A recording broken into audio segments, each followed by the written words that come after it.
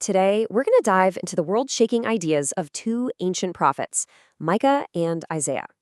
We're talking about guys who lived over 2,700 years ago. One of them framed God's message as this epic, cosmic courtroom drama, while the other, well, he coined a phrase that would become maybe the single most famous concept in all of Christianity. So let's start with a pretty dramatic question, right? What if the creator of the universe decided to hold a formal legal proceeding against his own people? It sounds like the plot of a movie, but that is exactly the scene the prophet Micah sets up to deliver one of the most powerful messages in the entire Hebrew Bible. So Micah presents this whole thing not as just, a complaint, but as a full-blown courtroom showdown. He's not just talking, he's basically acting as a divine prosecutor, laying out God's official case against the nation of Israel. And the specific Hebrew term Micah uses here is absolutely crucial. It's riv. Now, this isn't some casual argument or a spat. A riv is a covenant lawsuit. It's a formal legal charge. God is essentially accusing his people of breach of contract, and believe me, the stakes could not be any higher. And to get across the sheer scale of this trial, God tells Micah to make his case with the mountains and the hills acting as a silent jury. Just imagine that for a second. These ancient, unshakable parts of creation are being called to bear witness to the people's unfaithfulness. It's just such a powerful, poetic image. So, what's God's evidence? What's the prosecution's big argument? Well, it's basically a history of mercy. God reminds them of everything. I brought you out of Egypt. I gave you incredible leaders like Moses, Aaron, and Miriam. I protected you from your enemies, and I brought you to this land.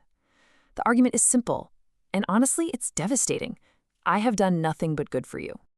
And this right here, this brings us to the core of the conflict. See, Israel has a completely different idea of what God actually wants from them. They're ready to respond to all these charges, but their defense, it reveals a really profound misunderstanding. The crucial point is the stark contrast you see right here. On the left, just look at Israel's escalating offers. Burnt offerings, then thousands of rams, then rivers of oil. They even get to the horrifying suggestion of sacrificing their own firstborn child. They think the answer is just more and more extreme religious ritual. But God's actual requirements, on the right, there's something else entirely. Micah just boils it all down to this stunningly simple summary. God doesn't want more ritual. He wants a transformed life. Do justice or mishpat, act fairly with one another. Love kindness or hesed, this deep, loyal covenant love. And walk humbly or zenut, live with a careful, modest spirit before God. It's the relationship, not the ritual, that's at the heart of it all. But, the prophets weren't just about judgment. Far from it. After laying out this whole case against the people, both Micah and his contemporary Isaiah, they pivot from this intense legal drama to a powerful vision for the future, a message of really profound hope. What's so amazing is that these two prophets, who were working at the same time, shared a remarkably similar vision. They both spoke about a coming era of peace and total restoration, a messianic age, that would be brought in by a special, righteous ruler. And right here, Micah gives us one of the most famous prophecies of all time. He says this great ruler won't come from the seat of power in Jerusalem, but from the tiny, seemingly insignificant village of Bethlehem. It's a prophecy of humble beginnings, a theme that would echo so powerfully centuries later. Okay, so this brings us to Micah's contemporary, Isaiah, and really to this central idea of our whole explainer today. Because it was Isaiah who took a common word right off the battlefield and turned it into one of the most influential religious concepts in all of human history. The Hebrew root is basar, and you have to understand, in the ancient world, this word meant one thing: the joyous announcement of a military victory. This was the news brought by a runner, sprinting from the front lines, telling the anxious people back home that the battle was won and that peace was secured. But Isaiah, he takes this military term and completely reimagines it. The messenger, the Mivaseret, isn't announcing some human victory on a battlefield. No, he's announcing God's ultimate victory, a spiritual deliverance that brings true peace and salvation. The news is so wonderful that even the feet of the messenger are considered beautiful. And that one idea traveled through history. You can literally trace its path.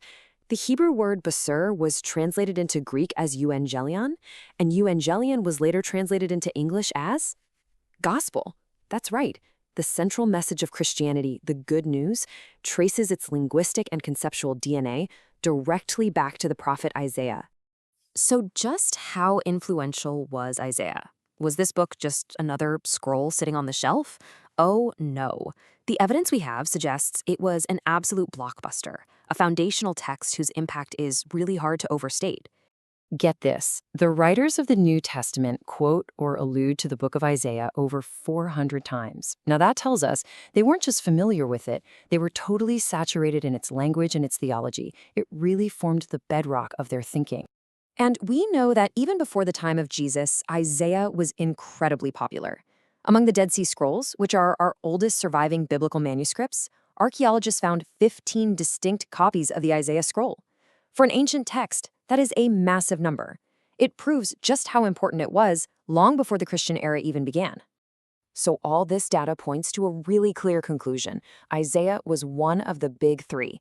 Along with Psalms and Deuteronomy, it was one of the most copied, most read, and most influential books for the earliest Christians, shaping their entire worldview. And so we're left with a question that kind of fuses both prophets' messages together. Isaiah gave us the concept of good news, this incredible divine victory. And Micah reminded us that what God requires from us is justice, kindness, and humility. So what does that good news really mean for us today, in a world that is still so desperately in need of justice?